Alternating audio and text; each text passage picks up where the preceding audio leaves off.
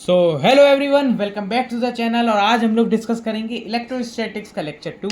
और ये जो वीडियो होने वाली है ये बोर्ड्स जेई नीट या और जो भी कॉम्पिटेटिव एग्जामिनेशन है उसके रिलेटेड होने वाली है, जिसमें मैं आपको सब डिटेल से बता दूंगा और सब ये भी बता दूंगा कि कौन सी चीज़ कहाँ कहाँ आई है, नीट में आई है, जेई में आई है। ठीक है। और जो मैं बताऊंगा ये वैलिड है, वैलिड पॉइंट है। ये ऐसा मत समझिएगा कि मैं अपना ही मनगढ़ंत कहानी बता रहा हूँ कि ये जेई में आ गया, वो आ गया, ये आया है ऐसा। ठीक है। तो देखिए, इलेक्ट्रोस्टैटिक स्टार्ट। आज हमारा जो लेक्चर होने वाला है वो कुलोम्ब्स लॉ पे होगा और उसकी वेक्टर फॉर्म और सुपरपोजिशन प्रिंसिपल के बारे में। ठीक है। देखिए, मैं हर एक चैप्टर के 3 लेक्चर करूंगा अपलोड। फिर उस 3 लेक्चर के बाद वो जो 3 लेक्चर में मैंने जो पढ़ाया है ना, उसके आपको ढेर सारे क्वेश्चंस करा दूंगा जो कि जेई नीट और बोर्ड एग्जामिनेशंस के होंगे। ठीक है। वो सारे क्वेश्चंस आपको करने हैं, भले ही आप किसी भी कॉम्पिटेटिव एग्जामिनेशंस की तैयारी करो, मतलब उन सारी चीज़ों का, चाहे वो बोर्ड्स हो, जेई हो या नीट हो। ठीक है। अब कुलोम्ब्स लॉ सबने पढ़ा है, क्लास 10th की पढ़ाई हुई चीज़ है। कुलोम्ब्स लॉ क्या है? Deals for two static point charge. देखिए, ये बहुत एक इंपॉर्टेंट लाइन है। एक कोई दो स्टैटिक पॉइंट चार्ज के बीच ही डील होता है। ठीक है। याद रखिएगा, ये स्टैटिक चार्ज है, मूविंग चार्ज नहीं है। ठीक है। फॉर एग्जाम्पल, हमने एक एज्यूम किया ए पॉइंट पर चार्ज Q1 और बी पॉइंट पर हमने एज्यूम किया चार्ज Q2। तो उनके बीच का जो इलेक्ट्रोस्टैटिक जो फोर्स ऑफ अट्रैक्शन लग रही होगी वो क्या हो जाएगी? के Q1 Q2 upon r square. और जो ये आर है वो उनके बीच की, जो ए और बी के पॉइंट है या जो दो चार्ज के बीच का जो सेपरेशन है ना, वही आर हो जाती है। ठीक है। K Q1 Q2 upon r square. अच्छा, ग्रेविटेशनल फोर्स का फॉर्मूला क्या होता है? उसका होता है G m1 m2 upon r square. वो भी नीचे इन्वर्स आर स्क्वायर हो जाता है। और खाली डिफरेंस क्या है यहाँ पे? जो इलेक्ट्रोस्टैटिक्स है उसमें के आ जाता है, यहाँ पे ग्रेविटेशनल कांस्टेंट जी आ जाता है। और इलेक्ट्रोस्टैटिक में Q1 Q2 आ जाता है, वहाँ m1 m2 आ जाता है। ठीक है। के की वैल्यू क्या होती है? के की value n9 × 10⁹ newton metre square पर कूलम्ब स्क्वायर। देखिए, नीट में क्या आया है, इसकी हमसे यूनिट पूछ ली थी, के की यूनिट क्या होती है। ठीक है। के को रिप्रेजेंट और कैसे कर सकते हैं? 1/4 पाई एप्सिलॉन नॉट भी कह सकते हैं।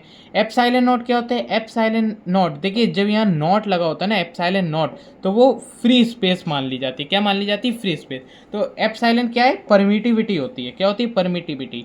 और म्यू नॉट क्या है? म्यू नॉट जो होती है वो आपकी परमिएबिलिटी होती है। क्या? परमिएबिलिटी। ये एप्सिलॉन जो है वो आपकी परमिटिविटी है।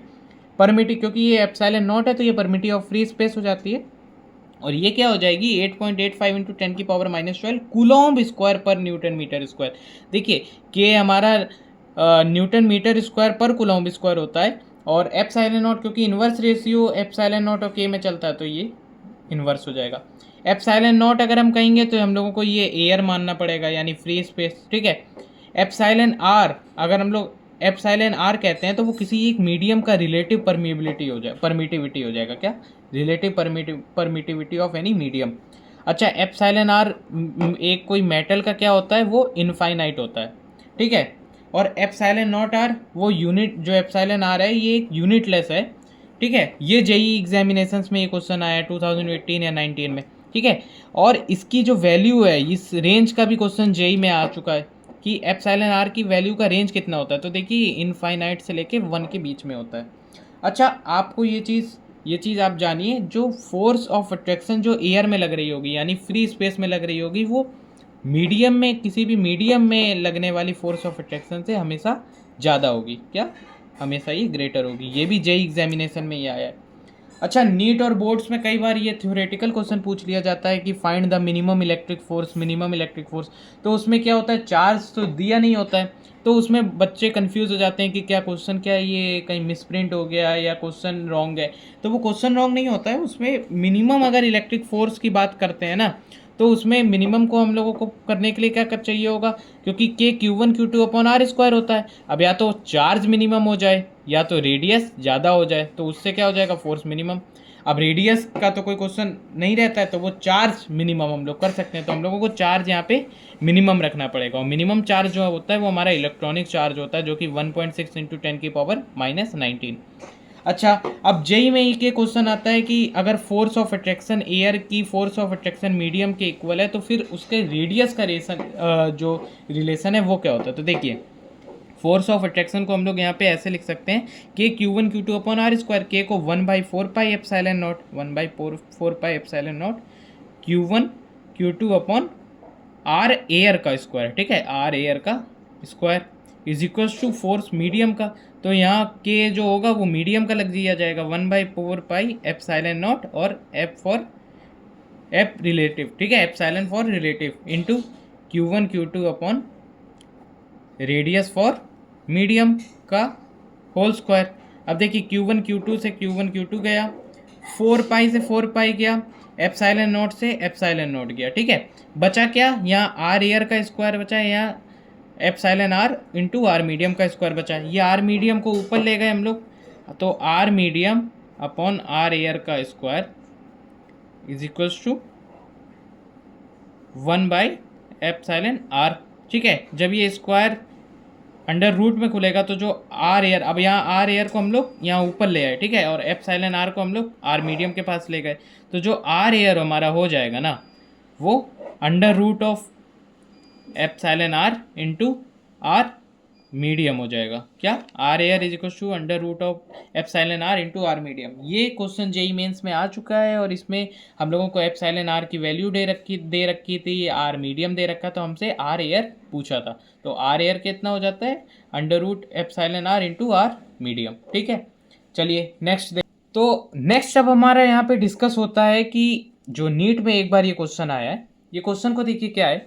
अगर हमारे पास दो चार्जेस दिए हुए हैं जिसका एक की जो वैल्यू है वो 10 कूलम्ब है और दूसरे वाले चार्ज की वैल्यू 5 कूलम्ब है, ठीक है। दो चार्जेस हमारे पास रखे हैं, एक आपका 10 कूलम्ब है और एक 5 कूलम्ब है। तो जो यहाँ ए है और ये लेट से पॉइंट बी है, तो जो या आप कहते हैं 1, एक जो ये वाला पॉइंट है इसको हम लोग ने 1 से डिनोट किया, इसको 2 से। तो जो फोर्स ऑफ अट्रैक्शन जो 1 पे लग रही है 2 के वजह से, अपॉन उसका जो रेशियो फोर्स ऑफ अट्रैक्शन 2 का लग रहा है 1 की वजह से, वो कितना होगा। तो देखिए फोर्स ऑफ अट्रैक्शन अगर आप करेंगे तो Q1 Q2 upon r square. अच्छा, यहाँ पे किसी एक चार्ज का तो खाली है नहीं, यहाँ दोनों चार्ज है, तो आप 10 को 5 से मल्टीप्लाई करो या 5 को 10 से मल्टीप्लाई करो, आंसर तो आपका 50 आने वाला है। सो एक्शन रिएक्शन पेयर की वजह से, ठीक है, एक्शन रिएक्शन पेयर की वजह से जो फोर्स ऑफ अट्रैक्शन 1/2 है, फोर्स ऑफ अट्रैक्शन 1/2 जो है वो आपका फोर्स ऑन अट्रैक्शन 2/1 हो जाएगा। तो जो दोनों का जो रेशियो है ना आपका, force of attraction 1/2 upon force of attraction 2/1, उसका रेशियो आपका 1:1 ही आ जाएगा। क्या, 1:1, ठीक है। ये नीट में आपका क्वेश्चन आया था। अच्छा, अब कूलॉम्स लॉ का हम लोग वेक्टर फॉर्म देखते हैं। वेक्टर फॉर्म में हम लोग इसे कैसे रिप्रेजेंट कर सकते हैं। तो देखिए जैसा आप जानते हैं फोर्स ऑफ अट्रैक्शन क्या होता है, Q1 Q2 upon r square, और ये जो आर कैप है ये उसकी डायरेक्शन डिनोट करते हैं। अच्छा, किसी भी वेक्टर को रिप्रेजेंट करने के लिए उसमें क्या क्या चाहिए होता है, उसका मैग्नीट्यूड चाहिए होता है जो कि आर हो गया आपका, और एक उसकी डायरेक्शन चाहिए होती है, ठीक है। तो r vector is equal to r magnitude r bar into r cap, ठीक है।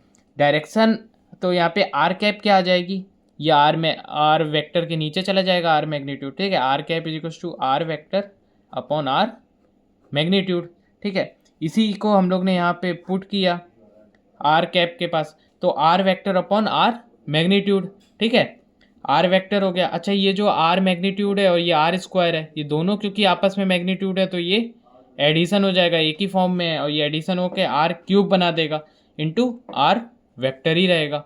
और अच्छा, तो ये वाला जो फॉर्म आ गई ना आपकी, ये आपकी वेक्टर फॉर्म आ गई। क्या हो गया, फॉर्म आ गई वेक्टर फॉर्म। और जो ये आर आपका आर वेक्टर है, जो ये जो होता है, ये इसको कैसे हम लोग डिराइव करेंगे, इसमें जो r target minus r source कर लेंगे।